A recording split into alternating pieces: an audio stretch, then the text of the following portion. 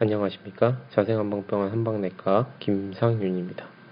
제가 오늘 발표할 것은 유방암 환자들에게 항암 치료 중 예방적인 침치료를 진행하였을 때 그때의 실용적인 임상 연구와 함께 질적 연구를 함께 시행한 논문입니다.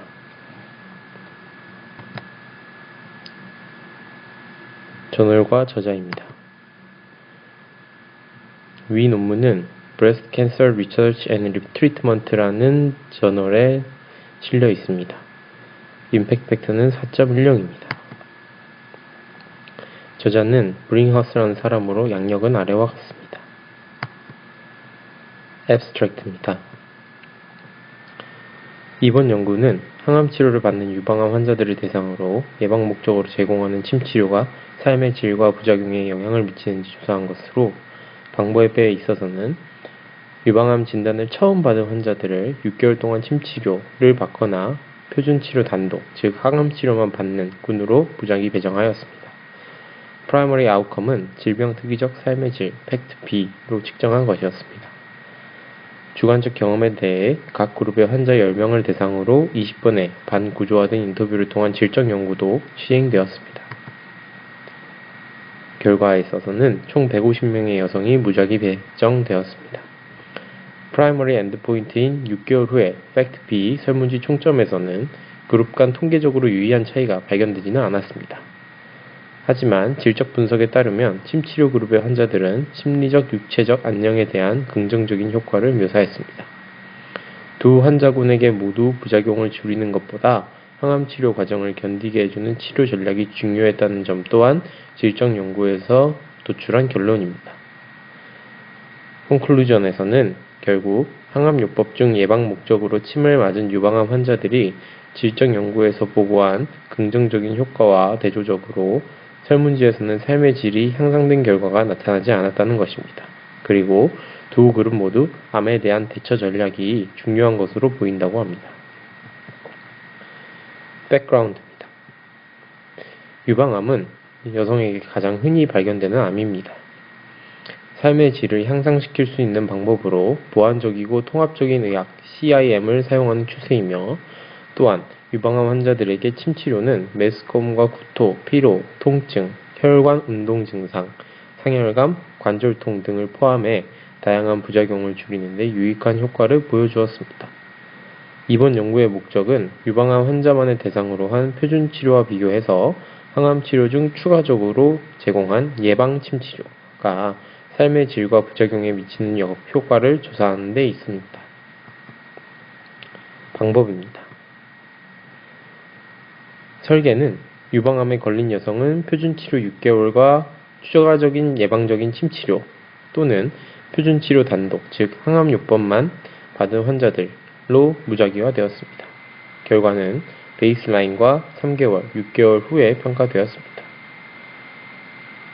환자군 선발에 있어서는 여성 환자들은 18세 이상의 신규 진단 및 아직 전이가 없는 항암요법 무증상 유방암인 경우에 포함되었습니다. 진단받았으나 아직 시작하지 않고 항암요법이 계획만 되어 있는 경우도 포함되었습니다. 여기서 중요한 점은 항암요법 무증상인 경우에 환자군으로 포함되었다는 것입니다.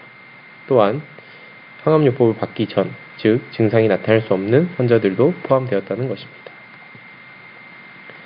인터벤션입니다. 아쿠펑처 그룹에서는 침치료는 30년 이상의 경력과 20년 이상의 암 환자 침치료 경력이 있는 중의사가 시술하였습니다.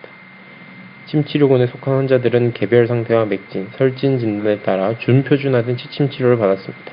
특히 실용적 임상 연구이기 때문에 침법, 유침시간, 득기감, 자침 깊이, 침수기법은 따로 설정하지 않고 자유롭게 시술할 수 있도록 하였다는 점이 중요합니다. 단, 부작용 발생 시에는 각 증상에 따라 미리 설정해 놓은 혈자리를 추가해서 치료하였습니다. 메스꺼움, 구토, 위장 증상이 있을 경우에는 하완 족삼리 등, 다발성 신경병증이 있을 때는 족삼리 충양 곡지 등, 관절통 및 근육통에서는 수삼리, 곡지, 족삼리 등, 암 관련 필요에서는 백회, 족삼리, 수삼리 등, 우울증과 불안관에서는 내관신문, 응급 등을 사용하였습니다. 대조군에 있어서는 무작위 추출 후 6개월간의 연구기간 동안 어떤 종류의 침치료도 받지 않도록 하였습니다. 침치료 그룹처럼 다른 CIM 치료도 허용되지 않았습니다. 캔서 트리트먼트에 있어서는 두 그룹의 환자들은 현재 임상 진료 지침에 따라 항암요법 중 하나를 받았습니다. 옆에 나와 있는 항암요법들은 단독요법은 아니고 병역요법이온데 유방암 치료에 있어서는 단독치료보다는 병역요법을 선호하게 되었습니다. 왜냐하면 병역요법보다는 단독요법이 환자분들에게 있어서 그 치료의 효과가 더욱 효과적으로 나타난다고 연구 결과가 있기 때문입니다. Outcome Measurements입니다. Primary Outcome에서는 6개월 후 Fact B 설문지 총점에 의해 측정된 질병별 삶의 질이었습니다. Secondary Outcome에서는 피로 및 피로 증상에 관해서는 옆에 나온 설문지를 사용하였고 감각 운동 및 청각 변화를 측정할 때는 오점 및 리커트 척도의 11개 항목으로 분류한 설문지가 포함되었습니다. 일반 건강 관련 삶의 질은 숏폼 12 설문지에 의해 측정되었습니다. 질적 연구에 있어서는 총 20번의 반구조화된 전화 인터뷰가 임상시험과 같이 수행되었고 각 치료 그룹에서 5명의 반응자와 5명의 비반응자가 무작위로 선택되었습니다. 베이스라인 3개월 그리고 6개월 후 팩트비 설문지를 채운 환자를 포함해서 순차적인 순서로 항암요법에서 무작위화를 진행했습니다. 침치료 그룹의 경우에는 침치료의 효과와 만족도에 대한 평가 그리고 최소 6회 이상의 침치료를 받은 경험이 있는 것이 무작위화의 기준이었습니다. 침치료 그룹에서는 침치료의 주관적인 경험과 그 효과 또한 면접의 일부였습니다. 결과입니다. 총 362명의 유방암 환자를 선별, 150명의 환자를 무작위화하였습니다. 전반적으로 베이스라인 특성은 두 그룹 간에 유사했고 기본적으로 침치료 결과에 대한 기대감에 대해서도 그룹 간에 큰 차이는 없었습니다. 단, 침치료군 내에서 치료를 받은 횟수는 1에서 22회, 평균 침치료에서는 10.7회였습니다. 치료 반응군의 비율, 기준치 대비 6개월 후 진점 만점의 팩트비 점수의 변화로 정의된 것은 침치료군은 33.9%, 대조군은 18.2%입니다. 위 기준을 가지고 질적 연구에서 반응군 5명, 비반응군 5명이 선발되었기 때문에 참고하셔야 됩니다. 3개월 후 그룹 간의 유의미한 차이는 없었고 다른 세컨더리 아웃컴에서도 유사했습니다. 이에 비해서 침치료군 내 대부분 환자는 연구 개입에 매우 만족하거나 만족했으며 대부분의 환자는 6개월 후 침치료가 매우 효과적이거나 효과적이라고 답했습니다. 여기서 중요한 것은 만일 연구가 여기서 끝나버렸다면 양적 연구에서는 이 내용이 입증될 수 없는 것입니다. 따라서 질적 연구가 시사하는 점이 양적 연구에서는 밝혀내지 못한 것을 추가적으로 알아낼 수 있다는 것입니다. 질적 연구의 결과입니다. 침치료를 받은 그룹에서 한 환자를 제외한 모든 환자들은 침치료가 항암요법에 의해 발생한 다양한 증상을 감소시켰다고 진술했습니다. 환자들은 침치료 후 두통, 사지통증, 위장문제, 메스꺼움, 미각, 식욕, 배변 등 및 다발성 신경병증의 감소를 보고했습니다.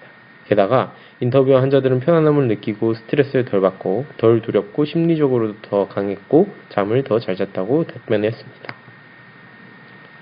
대처 전략에서는 두 그룹 환자 모두 연구기간 동안 암질환에 대한 대처 전략이 상당히 중요했습니다. 부작용보다는 질병 이후의 예후 문제가 더 큰 정서적 스트레스를 유발했는데 또한 그들은 삶에 대한 긍정적인 태도와 그들이 치료 과정에서 스스로 해낼 수 있다는 의지를 유지하고 싶다는 바람을 표현을 했고 사회적 접촉 등으로 이를 지지하였습니다. 고찰입니다. 질적 연구 결과는 침치료 그룹의 환자들이 심리적, 육체적 안녕에 긍정적인 영향을 보고했다는 것을 보여주었습니다. 또한 두 환자군 모두 부작용을 줄이는 것보다는 암 질환에 대한 대처 전략이 중요했습니다. 환자들이 모든 결과 매개 변수를 독립적으로 평가했기 때문에 개입에 대한 환자 바이어스를 일반적으로 배제할 수 없었습니다. 임상시험에서 흔히 볼 수 있는 것처럼 연구진이 실시간으로 환자에게서 직접 수집한 정보가 아니라 병원 퇴원 통지서에 간접적으로 수집한 것이어서 부작용에 대한 일부 정보를 놓쳤을 수 있다는 점도 한계였습니다. 또한 유방암의 침치료에 대한 거의 모든 다른 실험과는 달리 우리 연구에서 환자들은 증상이 나타난 후가 아니라 항암요법과 병행하여 예방적인 침 치료를 받았습니다. 이 점이 양적인 연구에서는 유의미한 결과를 가져오지 못한 요인이 될 수 있는 것입니다. 팩트 B 설문지 총 점수를 프라이머리 엔드포인트 및 세컨더리 매개편수로 설정한 것이 결과를 민감하게 측정하기에 충분하지 않았거나 측정 시점에 영향을 미쳤을 수 있으며 더 자주 측정하는 것이 본 현상을 이해하는 데 더 도움이 될 수 있었을 것 같다고 추측할 뿐입니다. 지금 이 내용은 뒤에서 나올 개인적인 고찰에서 한 번 더 다루도록 하겠습니다. 결과입니다.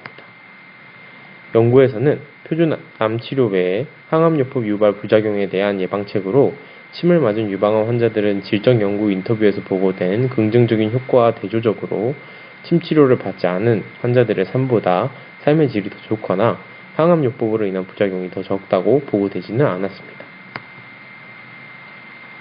개인적인 고찰입니다.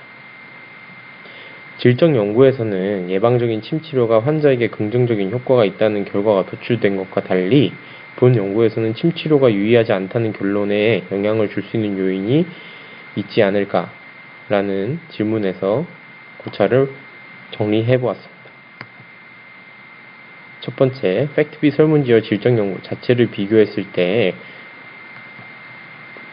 논문에서 언급한 질적 연구에서 인터뷰를 진행한 항목은 크게 아래와 같습니다.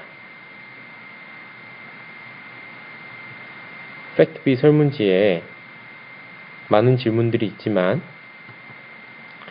질적 연구는 질문이 개방적인 경향으로 환자가 본인 상태에 대해 더 많이 생각해 볼 여지가 있습니다. 하지만 팩트-B 설문지의 항목은 환자가 경험할 수 있는 다양한 증상을 자세히 반영하기에는 다소 포괄적인 경향이 있는 것입니다. 즉, 오히려 질적 연구에서 환자의 주관적인 의견이 더 개입돼서 실제보다 더 긍정적인 답변이 나왔을 가능성이 있고, 그렇기에 본 연구에서는 도출되지 않았던 결과가 질적 연구에서는 나올 수 있었다고 생각합니다.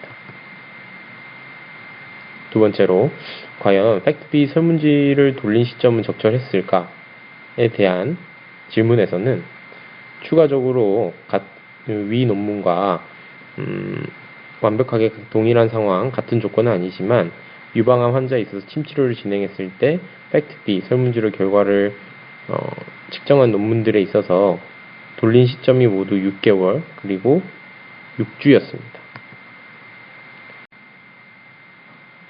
그 결과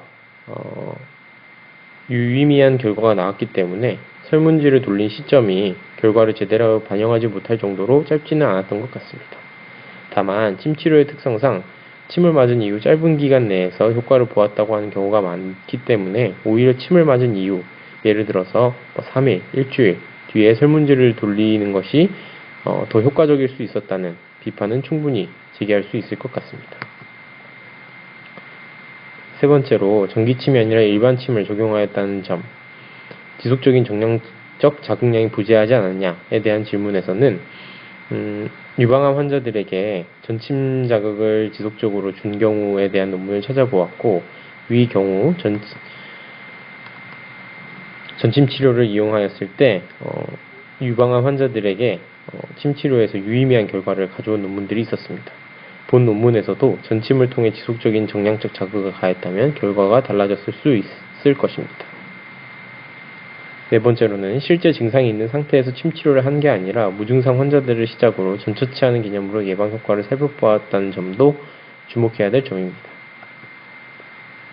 결론적으로는 임상을 잘 반영하지만 내적 타당도가 적다는 비판을 받을 수 있는 실용적 임상 연구를 진행하면서 질적 연구도 수행해서 부족한 부분을 보완하고자 했다는 점에서 유의미한 논문이었다고 생각합니다. 수고하셨습니다.